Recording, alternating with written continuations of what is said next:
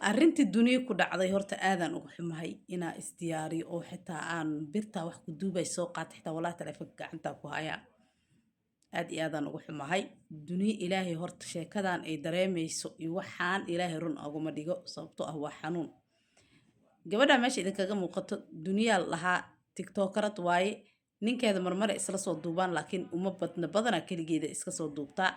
4 maalin ka horeeto ayuu ninkeeda Afrika aaday gaar ahaan Ethiopia aaday okay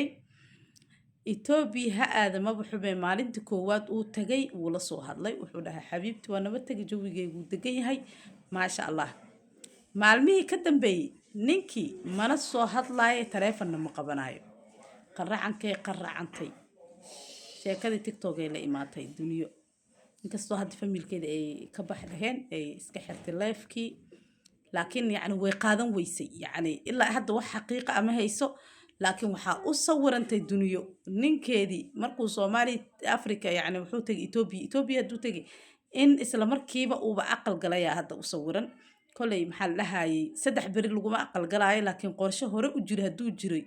ma aqaan oo ninka naag u diyaarsaneed laakiin waxa la yaabanahay ragga Soomaalida siday u dhaqmayaan wallahi alazim ragga Soomaalida wax ka xun aniga ma arkin bal fiiri ninkan hadda bal fiiriye Soomaaliyay gabadhan fiidiyoyada ay maalintii macsalaameynaysa TikTok-eeda way soo dhigtay ayagoo isku faraxsan oo qosol iyo farxad iyo reereen ku kala tageen horta maxaa la dhahay insha Allah sheekadan inay Ilaahay run ogama dhigo laakiin qofa farxad ku kala qofku marka dagaal ku kala tagtiina isdheeysiinba qofkana maxaa la dhahay yani wuu daneystay meel kale u aadi laakiin qofa farxad ku kala tagteen oo aad sugayso noloshiisa step by step inuu kula soo socodsiiyo markuu wadankii tago oo maxaa la dhahay saacado kadib ismaqashaan xaaladiisu meesha maraysa ilaan ayadana maxaa la dhahay asaga wehel iyo nin iyo wax kasta uu ahaa hooyo way 4 ciyaal oo yaryar haysataa maanta yani maxaa la dhahay ninkiiba inuu taleefankiisiba uu silence saarto ka shaqeybal xasbi Allah wa ni'mal wakiil intaan guursanin aniga waxaan leeyahay nin Soomaali hab guursanina wallahi ajaanibtiin iska guursada aniga sheekadan hadda duniyo ku dhacday ayadoo xaqiiqo ah wallahi aan arkay indhahayga aan ku arkay boqolaal dumar Soomaaliyeena ku dhacday bal fiiri nin dhan oo wadan oo u baxay safar u baxay waalidkaygan u tagaa dhahay iyo dadkayga aada oo kadib markuu tagayba isbedelayba automatic bismillaahir rahmaanir rahiim waa ka xumahay wallahi arintan duniyo ku dhacdo waa ka xumahay laakiin meeshaan tala yara idinka siina duniya hadda waxay ka dhawaajisay in يعني لعقتي انت سوسنا اي ارورينايين ونكان او محلها افريكا لا ادي سي او ugu soo qabto maxallaha yani wax dhaxal gal ah ilmaheedii ayada wax mustaqbalka anfacaayo okay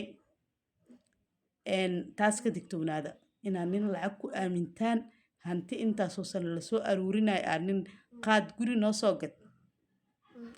ha sameynina والله سميننا قبل بدنا العقد محلها سيدا العقد كواي أو العقد ناقل لجو أروسي أو العقد ناقل جوري لوجد أو العقد يعني محلها لجو صوب عشالي أوكي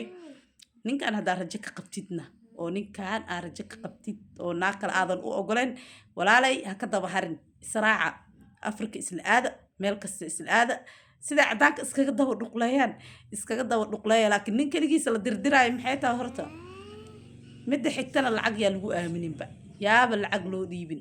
insha Allah fiidiyoga waxaan rajeynayaa gabdhaha iyo dumarka inay ka faa'iidaan ka digtoonaada inkastoo dumarka Soomaalida ma aqaan wax ka qaldanba wallahi aniga ma aaminaynin hantina uma dhiibayo orod guri iigu soo gad iyo orod maxaa la dhahay wax iigu soo qab wallahi inaan dheheynin magac Ilaahan ku dhaartay adinkana ha sameynina fiidiyogana share gareey meel dheer gaarsiiya